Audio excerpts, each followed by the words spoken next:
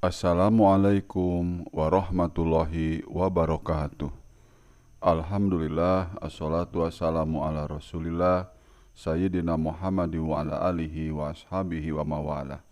Amma ba'du, faya ayuhal hadirun ittaqullaha la'allakum tuflihun. Baiklah teman-teman para santri dan mahasiswa, mari kita bahas pada kesempatan ini tentang undang-undang poligami di negara Malaysia. Berdasar undang-undang perkawinan Malaysia tentang boleh atau tidaknya seorang laki-laki melakukan poligami, ada 3 hal penting yang perlu dibicarakan. Pertama, syarat-syarat. 2, alasan-alasan pertimbangan boleh tidaknya poligami. Dan 3, prosedur. Namun perlu diketahui, berbeda dengan perundang-undangan Indonesia yang dengan tegas menyebut bahwa prinsip perkawinan adalah monogami. Dalam perundang-undangan Malaysia tidak ada penegasan tentang prinsip perkawinan. Adapun syarat yang harus dipenuhi, semua undang-undang keluarga Malaysia mengharuskan adanya izin lebih dahulu secara tertulis dari hakim atau pengadilan. Hanya saja dalam rinciannya ada sedikit perbedaan yang secara garis besar dapat dikelompokkan menjadi 2. Pertama, yang merupakan kelompok mayoritas, poligami tanpa izin lebih dahulu dari pengadilan tidak didaftarkan. Kedua, poligami tanpa izin lebih dahulu dari pengadilan boleh didaftarkan dengan syarat lebih dahulu membayar denda atau menjalani hukuman yang telah ditentukan. Ini kelompok yang pertama yang mayoritas adalah Undang-Undang Negara 9 Pasal 23 ayat 1, Undang-Undang Penang Pasal 23 ayat 1, Undang-Undang Pahang Pasal 23 ayat 1, Undang-Undang Selangor Pasal 23 ayat 1, Undang-Undang Wilayah Persekutuan Pasal 23 ayat 1, dan Undang-Undang Perak Pasal 21 ayat 1. Contoh teks Undang-Undang Perak Pasal 21 ayat 1 berbunyi, tiada seorang lelaki boleh berkahwin dengan seorang lain dalam masa dia beristrikan istrinya yang sedia ada, kecuali dengan terlebih dahulu mendapatkan kebenaran secara bertulis daripada hakim syariah. Dan jika dia berkahwin sedemikian tanpa kebenaran tersebut, maka perkahwinannya itu tidak boleh didaftarkan di bawah enakmen itu. Dalam Undang-Undang Perak Pasal 21 ayat 1 ada tambahan kalimat mendapat pengesahan lebih dahulu dari hakim bahwa ia akan berlaku adil terhadap istri-istrinya. Kemudian yang kelompok kedua ialah Undang-Undang Sarawak dan Undang-Undang Kelantan. Pada Undang-Undang Sarawak Pasal 21 ayat 1 ada kalimat maka perkahwinan itu hanya boleh didaftarkan di bawah ordinan ini tertaktuk kepada Seksyen 125. Kalimat tersebut sebagai ganti kalimat maka perkahwinan itu tidak boleh didaftarkan di bawah enakmen ini. Yang ada dalam pasal undang-undang yang tidak membolehkan pendaftaran secara mutlak supaya tanpa izin lebih dahulu dari pengadilan. Adapun maksud Seksyen 125 yang ada dalam Undang-Undang Sarawak adalah hukuman bagi orang yang melakukan poligami tanpa izin dari pengadilan lebih dahulu, yakni hukuman denda maksimal Rp3.000 atau penjara maksimal 2 tahun. Sedang dalam Undang-Undang Kelantan Pasal 19 ada tambahan, perkahwinan itu boleh didaftarkan dalam enakmen ini, tertakluk kepada denda tidak lebih dari Rp300 atau penjara maksimal 1 tahun. Karena itu, ada perbedaan hukuman antara Undang-Undang Sarawak dan Undang-Undang Kelantan.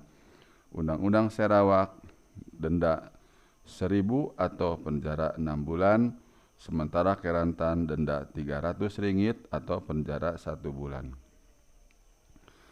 Dasar pertimbangan pengadilan untuk memberi izin atau tidak dilihat dari pihak istri dan suami. Adapun alasan-alasan dari pihak istri adalah: 1. Kemandulan, 2. Karena keuzuran jasmani, 3. Karena tidak layak dari segi jasmani untuk bersetubuh, 4. Sengaja tidak mau memulihkan hak-hak persetubuhan, atau 5. Istri gila. Sedang pertimbangan dari pihak suami adalah: 1. Mampu secara ekonomi untuk menanggung kebutuhan istri-istri dan anak keturunan, dan 2. Berusaha untuk adil di antara para istri. 3. Perkawinan itu tidak menyebabkan bahaya terhadap agama, nyawa, badan, akal pikiran, atau harta benda istri yang telah lebih dahulu dinikahi. 4. Perkawinan itu tidak akan menyebabkan turunnya martabat istri-istri atau orang-orang yang terkait dengan perkawinan, langsung atau tidak. Undang-Undang Negeri 9 Pasal 23 ayat 4 A, C, D, dan E. Undang-Undang Penang Pasal 23 4 A, B, C, D, dan E. Undang-Undang Pahang Pasal 23 ayat 4 A, B, C, D, dan E. Undang-Undang Wilayah Persekutuan Pasal 23 ayat 4 A, B, C, D, dan E. Undang-Undang Selangor Pasal 23 ayat 4 A, B, C, D, dan E. Adapun bunyinya adalah bahwa perkawinan yang dicadangkan itu adalah patut dan perlu memandang kepada antara lain hal-hal keadaan yang berikut, yaitu kemandulan, keuzuran jasmani, tidak layak dari segi jasmani untuk bersetubuh, sengaja ingkar mematuhi perintah untuk pemulihan hak-hak persetubuhan, atau gila di pihak istri atau istri-istri ada yang sedia ada. Poin B adalah bahwa permohonan mempunyai kemampuan yang membolehkan dia menanggung sebagaimana dikehendaki oleh hukum syara. Semua istri dan orang tanggungannya, termasuk orang-orang yang akan menjadi tanggungannya, berikutan dengan perkawinan yang dicadangkan itu. Poin C, bahwa permohon atau berupaya memberi layanan sama rata kepada semua istrinya mengikut kehendak hukum syara. Poin D adalah bahwa perkawinan yang dicadangkan itu tidak akan menyebabkan darat syariah kepada istri atau istri-istri yang sedia ada. Dan E, bahwa perkawinan yang dicadangkan itu tidak akan merendahkan secara langsung atau secara tidak langsung taraf kehidupan yang telah dinikmati dan dijangka dengan munasabah akan dinikmati seterusnya oleh istri atau istri-istri dan orang-orang tanggungannya yang sedia ada sekiranya perkawinan itu tidak berlaku. Adapun dalam Undang-Undang Sarawak tidak mencantumkan poin E. Lihat pasal 21 ayat 4D.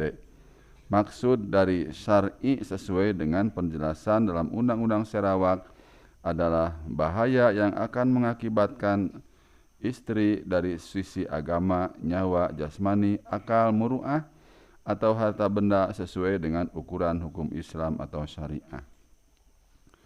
Sebagai pengecualian, Undang-Undang Sarawak tidak mencantumkan poin keempat dari pertimbangan pihak suami, yaitu Undang-Undang Sarawak Pasal 21 ayat 3 A, B, C, dan D. Dan ini yang ada pada pasal dan ayat ini menunjukkan bahwa isi poin D di sini sama dengan isi poin E dalam undang-undang lain. Semua undang-undang Perak hanya mencantumkan akan berlaku adil terhadap istri-istrinya, yaitu lihat Undang-Undang Perak Pasal 21 ayat 1, tiada seseorang lelaki boleh berkahwin dengan seseorang lain dalam masa dia masih beristrikan istrinya yang sedia ada, kecuali dengan terlebih dahulu mendapatkan pengesahan secara bertulis dari kadi bahwa ia telah membuat pengakuan di hadapan kadi yang dia akan berlaku adil terhadap istri-istrinya, dan jika dia berkahwin sedemikian tanpa pengesahan tersebut, maka perkahwinan itu tidak boleh didaftarkan di bawah enakmen ini. Dan undang-undang Kelantan sama sekali tidak menyinggung tentang syarat yang harus dipenuhi seorang laki-laki yang akan melakukan poligami, yaitu Undang-Undang Kelantan pasal 19, tiada seorang lelaki boleh berkahwin dengan seorang lain di mana-mana tempat jua pun dalam masa dia masih beristrikan istri yang sedia ada, kecuali dengan terlebih dahulu mendapatkan kebenaran secara bertulis daripada mahkamah kadi. Dan jika dia berkahwin sedemikian tanpa kebenaran tersebut, maka perkahwinan itu boleh didaftarkan di bawah enakmen ini, tertakluk kepada denda tidak lebih dari 300 ringgit atau penjara selama tempoh tidak lebih daripada 1 bulan atau kedua-duanya sekali. Dengan kata lain, untuk mendapatkan izin poligami dari pengadilan dalam Undang-Undang Kelantan tidak ada syarat-syarat tertentu yang harus dipenuhi. Dengan demikian, alasan-alasan pertimbangan bagi pengadilan untuk memberi izin atau tidak ada 3 pihak. 1 pihak istri, 2 pihak suami, dan 3 pihak orang-orang terkait. Adapun yang bersumber dari pihak istri adalah karena kemandulan, karena keuzuran jasmani, karena kondisi fisik yang tidak layak, atau tidak mungkin melakukan hubungan seksual atau bersetubuh. 4. Sengaja tidak mau memulihkan hak-hak persetubuhan, atau 5. Istri gila.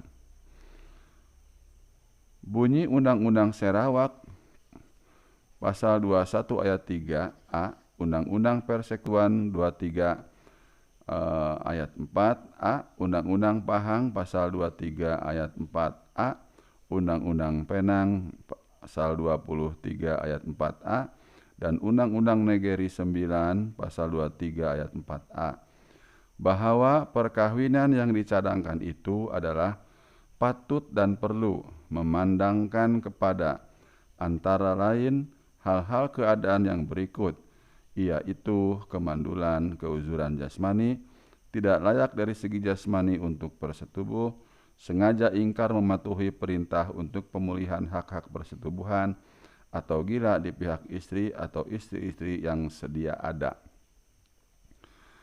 Sedang pertimbangan dari pihak suami yang sekaligus menjadi syarat boleh poligami adalah: 1. Suami mempunyai kemampuan menanggung semua biaya istri-istri dan orang-orang yang akan menjadi tanggungannya kelak dengan perkahwinan tersebut. Dan 2. Suami berusaha berbuat adil di antara para istrinya. Itu terdapat dalam bunyi Undang-Undang Sarawak pasal 21 ayat 3B dan C, Undang-Undang Persekutuan pasal 23 ayat 4B dan C, Undang-Undang Pahang pasal 23 ayat 4B dan C, Undang-Undang Penang pasal 23 ayat 4B dan C, Undang-Undang Selangor pasal 23 ayat 4C, dan Undang-Undang Negeri 9 pasal 3 ayat 4B dan C. Bahwa permohonan mempunyai kemampuan yang membolehkan dia menanggung sebagaimana dikehendaki oleh hukum syara semua istri dan orang-orang tanggungannya, termasuk orang-orang yang akan menjadi orang-orang tanggungan berikutan dengan perkahwinan yang dicarangkan itu, bahwa pemohon akan berupaya memberi layanan sama rata kepada semua istrinya mengikut kehendak hukum syara. Undang-Undang Penang pasal 23 ayat 4, ketika permohonan dibaca atau didengar, istri harus dihadirkan dalam sidang tertutup, dan yang bisa dijadikan alasan pertimbangan adalah: A. Kemandulan, keturunan, keuzuran jasmani, tidak layak dari segi jasmani untuk bersetubuh, istri gila. B. Suami mempunyai kemampuan menanggung semua biaya istri-istri dan orang-orang yang akan menjadi tanggungannya dengan perkahwinan tersebut. C. Suami berusaha berbuat adil di antara para istrinya. D. Bahwa dengan perkahwinan tersebut tidak menjadikan istri-istri yang sudah dinikahi menjadi dimudaratkan. Tidak merendahkan langsung atau tidak taraf hidup orang-orang yang sebelumnya menjadi tanggungannya. Adapun pertimbangan dari pihak orang yang terkait, yang lebih tepat disebut orang-orang yang terkena akibat dari poligami adalah: 1. Bahwa dengan perkawinan tersebut tidak menjadikan istri-istri yang sudah dinikahi menjadi dimudaratkan. 2. Dengan poligami tersebut tidak merendahkan langsung atau tidak langsung terhadap taraf hidup atau martabat orang-orang yang sebelumnya menjadi tanggungannya. Ini sesuai dengan Undang-Undang Negeri 9 Pasal 23 ayat 4 D dan E, Undang-Undang Penang Pasal 23 ayat 4 D dan E, Undang-Undang Pahang Pasal 23 ayat 4 D dan E, Undang-Undang Wilayah Persekutuan Pasal 23 ayat 4 D dan E, Undang-Undang Selangor Pasal 23 ayat 4 D dan E, dan Undang-Undang Sarawak Pasal 21 ayat 4 D dan E. Sedang prosedur untuk poligami ada 3 langkah. Pertama, suami yang akan melakukan poligami mengajukan permohonan untuk mendapat izin dari hakim. Dalam permohonan tersebut harus dicantumkan hal-hal yang menjadi tanggungannya kelak, dan ada atau tidaknya izin dari istri atau istri-istrinya. Ini terdapat dalam Undang-Undang Penang Pasal 23 ayat 3, Undang-Undang Selangor Pasal 23 ayat 3, Undang-Undang Persekutuan Pasal 23 ayat 3, Undang-Undang Negeri 9 Pasal 23 ayat 3, Undang-Undang Pahang Pasal 23 ayat 3, dan Undang-Undang Sarawak Pasal 21 ayat 2. Contoh teks: Undang-Undang Pinang Pasal 23 ayat 3. Permohonan untuk kebenaran hendaklah dikemukakan kepada mahkamah mengikut cara yang ditetapkan dan hendaklah disertai dengan suatu akuan berkanun menyatakan alasan-alasan mengapa perkawinan yang dicadangkan itu dikatakan patut dan perlu. Pendapatan pemohon pada masa itu, butir-butir komitmennya dan kewajiban dan tanggungan kawangannya yang boleh ditentukan. Bilangan orang tanggungannya termasuk orang-orang yang akan menjadi orang tanggungannya berikutan dengan perkawinan yang dicadangkan ini. Dan sama ada izin atau pandangan istri atau istri-istrinya yang sedia ada telah diperolehi atau tidak terhadap perkawinan yang dicadangkan itu. Kedua, pemanggilan pemohon dan istri atau istri-istri sekaligus pemeriksaan oleh pengadilan terhadap kebenaran permohonan dan berkas-berkas atau salinan-salinan yang disampaikan suami. Untuk tujuan ini, satu bundel permohonan atau berkas-berkas dan permohonan yang dicantumkan tanggungan kelak dan ada atau tidaknya izin dari istri hendaklah disampaikan bersama-sama surat panggilan kepada istri yang sudah ada, untuk kemudian istri atau istri-istrinya bersama-sama dengan laki-laki yang akan berpoligami datang ke pengadilan untuk didengarkan kesaksian dan kebenaran masing-masing. Ini sesuai dengan Undang-Undang Penang Pasal 23 ayat 5, Undang-Undang Selangor Pasal 23 ayat 5, Undang-Undang Persekutuan Pasal 23 ayat 5, Undang-Undang Negeri 9 Pasal 23 ayat 5, Undang-Undang Pahang Pasal 23 ayat 5, dan Undang-Undang Sarawak Pasal 21 ayat 4. Contoh teks: Undang-Undang Penang Pasal 23 ayat 5. Satu salinan permohonan di bawah subsection 3 dan akuan berkanun yang dikehendaki oleh subsection itu hendaklah disampaikan bersama-sama dengan surat panggilan ke atas tiap-tiap istri yang sedia ada. Kemudian yang ketiga, putusan pengadilan berupa penerimaan atau penolakan terhadap permohonan pemohon. Bagi orang-orang yang tidak puas dengan keputusan pengadilan, dapat mengajukan permohonan keberatan. Ini sesuai dengan Undang-Undang Selangor pasal 23 ayat 6, Undang-Undang Persekutuan pasal 23 ayat 6, Undang-Undang Negeri 9 pasal 23 ayat 6, Undang-Undang Pahang pasal 23 ayat 6, dan Undang-Undang Sarawak pasal 21 ayat 5. Contoh teks Undang-Undang Penang pasal 23 ayat 6.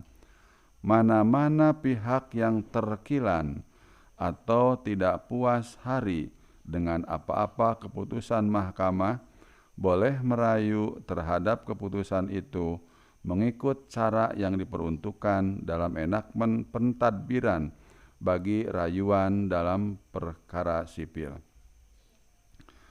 Suami yang melakukan poligami yang tidak sesuai dengan aturan perundang-undangan yang ditetapkan secara umum dapat dikenai hukuman berupa hukuman denda maksimal Rp1.000 atau kurungan maksimal 6 bulan atau keduanya. Sesuai dengan Undang-Undang Penang pasal 123, Undang-Undang Selangor pasal 123, Undang-Undang Persekutuan pasal 123, Undang-Undang Negeri 9 pasal 123, Undang-Undang Pahang pasal 124, Undang-Undang Perak pasal 118, dan Undang-Undang Sarawak pasal 125. Contoh teks Undang-Undang Penang pasal 123. Jika seseorang lelaki berkahwin lagi di mana-mana jua pun dalam masa perkahwinannya yang sedia ada masih berterusan tanpa mendapat kebenaran secara bertulis terlebih dahulu dari mahkamah, maka dia adalah melakukan suatu kesalahan dan hendaklah dihukum denda tidak melebihi Rp1.000 atau penjara tidak melebihi 6 bulan atau kedua-duanya denda dan penjara itu. Jumlah Rp1.000 Malaysia kalau dijadikan rupiah pada bulan ini sekitar Rp3.250.000. Kecuali Sarawak yang mencantumkan hukuman denda maksimal Rp3.000 atau penjara maksimal 2 tahun. Ini sesuai dengan Undang-Undang Sarawak pasal 125. Jika seseorang lelaki berkahwin lagi di mana-mana jua pun dalam masa perkahwinannya yang sedia ada masih berterusan tanpa mendapat kebenaran secara bertulis terlebih dahulu daripada hakim syar'i, maka dia adalah melakukan suatu kesalahan dan jika disabitkan hendaklah dihukum denda tidak melebihi Rp3.000 atau penjara tidak melebihi 2 tahun atau kedua-duanya sekali. Di samping itu, suami tersebut masih harus membayar mas kawin yang belum dibayar dan pemberian yang pernah diberikan kepada istri-istri yang sedang dipakai atau dipinjam. Apabila suami yang bersangkutan tidak membayar dapat dituntut sebagai hutang. Ini sesuai dengan Undang-Undang Penang pasal 23 ayat 7, Undang-Undang Selangor pasal 23 ayat 7, Undang-Undang Persekutuan pasal 23 ayat 7, Undang-Undang Negeri 9 pasal 23 ayat 7, Undang-Undang Pahang pasal 23 ayat 7, dan Undang-Undang Sarawak pasal 21 ayat 6. Contoh teks Undang-Undang Pinang pasal 23 ayat 7. Seseorang yang berkahwin bersalahan dengan subsection 1 hendaklah membayar dengan serta-merta semua jumlah mas kawin dan pemberian yang kena dibayar kepada istri atau istri-istri yang sedia ada. Dan jumlah itu jika tidak dibayar sedemikian boleh dituntut sebagai hutang. Demikian juga, seorang suami yang tidak berlaku adil terhadap istri-istrinya dapat dikelompokkan sebagai orang yang melanggar hukum, yang dapat dihukum dengan hukuman denda maksimal Rp1.000 atau kurungan maksimal 6 bulan atau keduanya. Sesuai dengan Undang-Undang Penang pasal 128, Undang-Undang Selangor pasal 128, Undang-Undang Persekutuan pasal 128, Undang-Undang Negeri 9 pasal 128, Undang-Undang Pahang pasal 129, Undang-Undang Perak pasal 123, Undang-Undang Kelantan pasal 107, dan Undang-Undang Sarawak pasal 130. Contoh teks Undang-Undang Pinang pasal 128.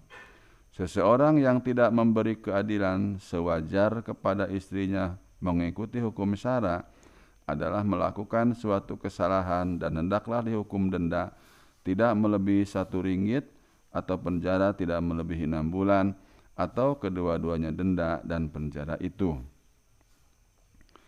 Sebagai tambahan, dalam perundang-undangan keluarga Muslim Malaysia ada kemungkinan membuat taklik talak dan perjanjian perkawinan yang salah satu di antaranya adalah kalau suami poligami.